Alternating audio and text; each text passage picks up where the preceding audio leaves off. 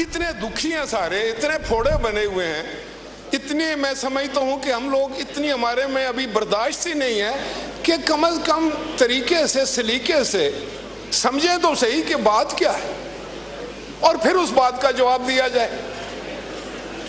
میں کسی کی ذات کی بات نہیں کروں گا, میں لیڈر آف دی اپوزیشن کی عزت کرتا ہوں. جو بھی دی اپوزیشن اس ہاؤس پہ ہے وہ قابل احترام ہے, اتنا ہی قابل احترام ہے جتنا لیڈر آف دی ہاؤس.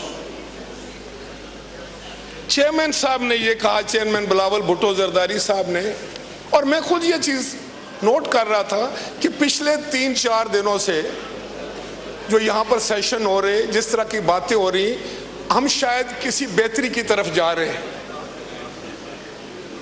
کم از کم میں یہ سمجھ رہا تھا کہ بہت یہ خوش آئند بات کہ جب آپ نے, جس طرح خواجہ آصف صاحب نے کہا کہ جب کمیٹی کی بات ہوئی, ماحول کو بہتر کرنے کی بات ہوئی, پارلیمان کے اندر اگر کوئی آیا, کسی نے یہاں سے لوگوں کو گرفتار کیا, سب نے اکراس دی لائن جو ہے اس کو کنڈیم کیا, اس کے بارے میں اپنے تاسف اور تحفظات کا اظہار کیا. تو میں یہ سمجھ رہا تھا کہ حالات شاید بہتری کی طرف جا رہے ہیں. اور چیئرمین صاحب نے آ کر صرف آپ سے یہ سوال کیا ہے کہ جب کہ ماحول بہتر ہو رہا تھا, اس ماحول میں یہ جو ٹویٹ آیا ہے, جو بیان آیا ہے, اس کی تحقیق ہونی چاہیے کہ کیا آپ کے بانی چیئرمین نے, پارٹی کے بانی نے یہ بیان دیا ہے یا نہیں ہے. اگر یہ بیان نہیں دیا انہوں نے, اور اگر یہ کوئی بیان آیا ہے تو یہ کوئی سازش ہو سکتی.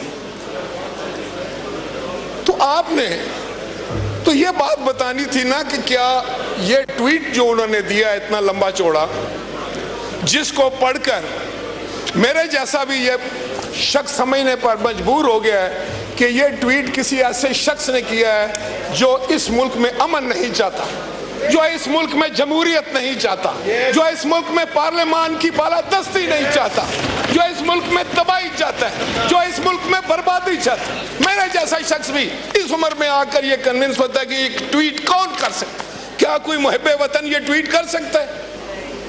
کیا کوئی محب وطن جو ہے وہ اپنے اداروں کی تصدیق کر سکتا ہے؟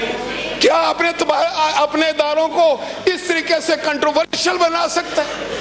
آپ کا اگر آرمی چیف کنٹروورشل ہے, آپ کا چیف جسٹس کنٹروورشل ہے, تو کیا ملک ہے پھر؟ یہ کس طرح ملک چلے گا؟ یہ پھر کس طریقے سے ہم اپنی حفاظت کریں گے, اپنے ملک کی سالمیت کی حفاظت کریں گے؟ خدا کا خوف کرو آپ لوگ, پہلے سیاست سیکھو. ٹھیک ہے, پارٹی کے ساتھ وفاداری بھی ہوتی ہے, قائد کے ساتھ بھی وفاداری ہوتی ہے, لیکن سب سے بڑھ کر ملک کے ساتھ وفاداری ہوتی ہے. لیڈر آف دی اپوزیشن نے کہا ہے کہ ان کے نانا جان اور چیئرمین کے نانا جان, میں دونوں نانا جان کو جانتا ہوں اور اس کی ہوش ہے مجھے. اگر آپ مجھ سے پوچھتے ہیں تو میں آپ کو بتانا چاہتا ہوں کہ آپ کے نانا جان نے اس ملک میں آمریت کی, دادا جان, آپ کے دادا جان نے اس ملک میں آمریت, جمہوریت کو تباہ و برباد کیا, اور چیئرمین کے نانا جان نے آپ کو ووٹ کا حق دیا, آپ کو آئین دیا, آپ جس ہاؤس میں بیٹھے ہیں اس کی وجہ سے. آپ کے دادا جان کو پاکستان کے عوام نے اقتدار سے علیحدہ کر دیا, اور وہ شخص جو ان کا نانا, وہ اس نے پھانسی کا پھندا قبول کیا چوم کر, اور جمہوریت کے لیے, آزادی کے لیے, پارلیمنٹ اور آئین کے لیے اس نے کسی کے سامنے سر نہیں جھکایا. آج جو کچھ بھی ہے, آج اگر اس ہاؤس کے پاس کچھ اختیارات ہیں جو جنرل مشرف نے چھین لیے تھے, تو وہ اختیارات چیئرمین بلاول بھٹو کے والد گرامی آصف علی زرداری کی وجہ سے.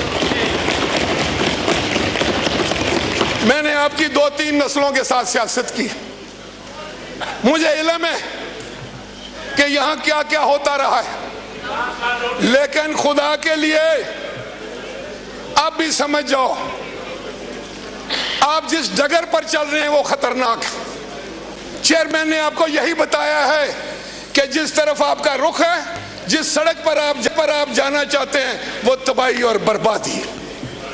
اس میں آپ کو کچھ نہیں ملے گا بلکہ آپ مجرم ہوں گے اس ملک کے, اس جمہوریت کے اور اس پارلیمان کے.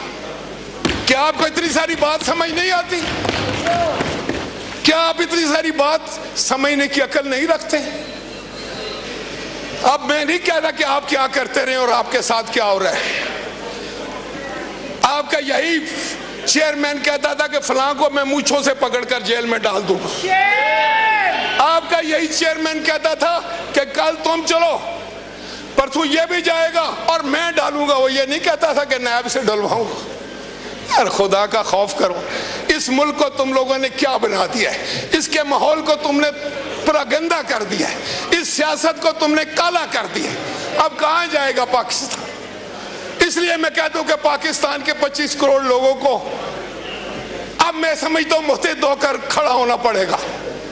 اور یہ جو آپ سیاست میں گند لے کر آئے ہیں اور باز نہیں آ رہے, میں نے ہر ممکن کوشش کی.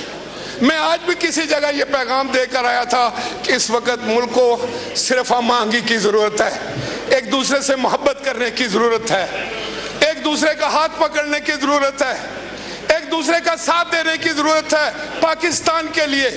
لیکن آپ تو نفرتیں بیچنے والے لوگ ہیں, آپ تو نفرتیں پھیلانے والے لوگ ہیں, آپ تو جان بوجھ کر اگر اچھا ماحول ہو تو اس کو خراب کرنے والے لوگ. کس طرح یہ پارلیمان چلے گا؟ اچھا جگزئی صاحب آپ بتائیں, آپ آئین اور قانون کی بات کرتے, ان رویوں سے آئین اور قانون مضبوط ہوگا؟ پارلیمان مضبوط ہوگی؟ آج 25 کروڑ عوام ایک طرف, ان کی تو کوئی بات نہیں ہوئی. کتنی دفعہ انہوں نے مہنگائی پہ بات کی ہے, بے روزگاری پر بات کی. جب تم لوگ تھے حکومت میں تم نے کہا تھا کہ 1 کروڑ نوکریاں, کدھر گئی؟ 50 لاکھ گھر, اور یہ سبز پاسپورٹ کی بڑی عزت ہوگی, گرین کی. پاکستان اوپر جائے گا, اوپر جائے گا. کدھر گیا؟ کہاں گیا پاکستان؟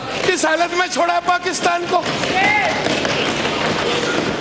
یاد رکھو, یاد رکھو, اگر آپ اس کا ماحول خراب کریں گے, ہاؤس کا, پاکستان کا ماحول خراب کریں گے. آپ کو شاید یہ وہم ہو گیا ہے کہ آپ نے 9 مئی کا اتنا بڑا سانحہ کیا, آپ نے ہمارے شہیدوں کی تصدیق کی. میں سب سے زیادہ دکھی ہوں کہ میں یہ سمجھتا ہوں, میرا یہ کہنا ہے کہ ہم جو لوگ ہیں ہم پاکستان کا بازو شمشیر زن ہے. ہمارے سینے پر, میری تحصیل کے سینے پہ 2 نشانے ہیں, کیپٹن محمد سرور شہید اور سوار محمد حسین شہید. آپ نے ہمارے شہیدوں کو تصدیق کی.